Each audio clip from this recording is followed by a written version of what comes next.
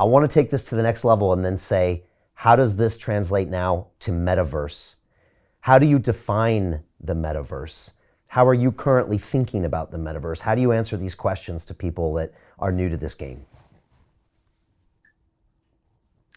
The metaverse is a super powerful thing, because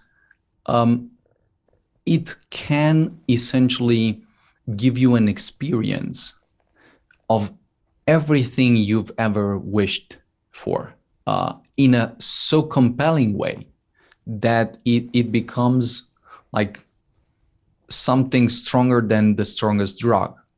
Like, you could imagine anything you're doing right now that is a lot of fun and so forth, doing it in the metaverse. And essentially, whether it's learning stuff, whether it's exploring the world, whether it's building really cool things, all of this can be done in a much better way in the metaverse. And the question then is, what's the metaverse? Where it really seems like the metaverse is this combination of physical reality, where you have sensors and so forth that are compressed and then fed in a digital world, and a digital space that's new, fundamentally independent from the physical space, where you can essentially create absolutely new things from scratch. You could imagine creating a new universe with new physical laws and new mathematics, and you could take this in a direction where you're just exploring what it is to be God. Or you could just say, in this initial version of the metaverse, I want to be able to work, whatever work means, and let's create a country where there are some types of work that are paid for and people can explore and so forth.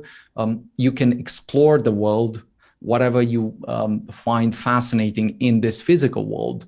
Let's just take some of those things, max them out in terms of compellingness, and make them as exciting as possible and allow the people to explore this. Then whether you're doing, let's say, learning, imagine just history or physics or chemistry, but doing it with the most interesting people in the world, like the Nobel laureates, the people that you're reading about and so forth, and always imagine what it would be to have a conversation with them. Now imagine that you could have these conversations at any time, like in your room and so forth.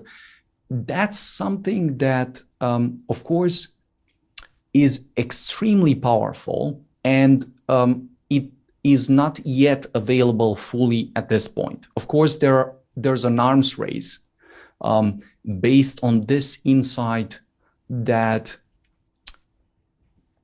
essentially, if you create any type of reality, any type of experience in the metaverse, you have some ways of making it more addictive than the current reality with less effort.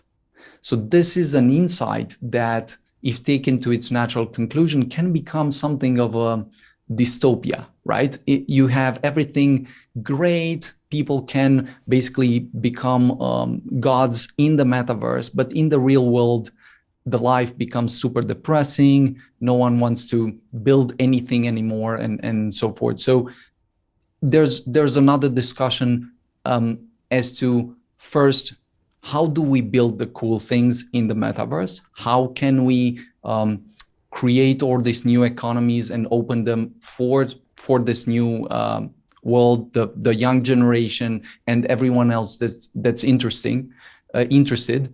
How can we use this even for medical therapies, for a lot of other things that we've not yet had time to think about? But then also, what's the limit? Where's the point where this becomes the premise for a dystopia for the next generation, where we just sit around, I'm like, no exercise, no effort in the real world, no connection with real people. Just because I'm in the metaverse, I'm a god, and in the real world, I'm a total huge loser that basically doesn't do anything for the society. So it's a tricky thing, but it's certainly something that, as you've seen with Facebook, that's now Meta, and some of the other companies, this is going to be the arms race of this decade. There are many technological discussions, but this is no doubt going to be an arms race. And is this a good or bad sign that Facebook's rebranded and going to create their own closed metaverse? I mean, it's good in some sense, just because it acknowledges a deeper point that a lot of people in the technology space have been thinking for a long time.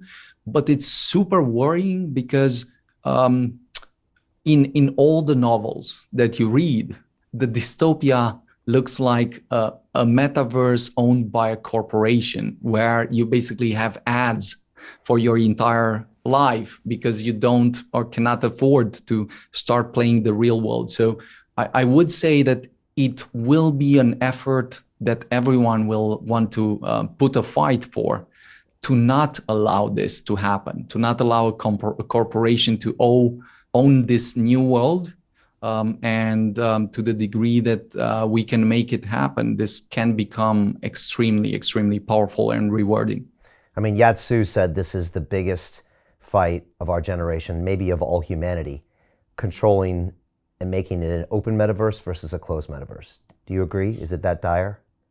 I mean, it might be, unless you can come up with something even more fundamental. And I've been thinking a lot about this, and I do believe that there's something more fundamental that can happen that could beat the metaverse, where you could hypothetically think of acquiring superpowers and living a new life in the real world.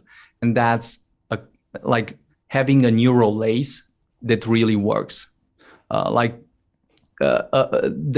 brain-computer interface that allows you to tap into new things. That's something that could potentially be the best thing that beats the metaverse and enables us to divert from this dystopia.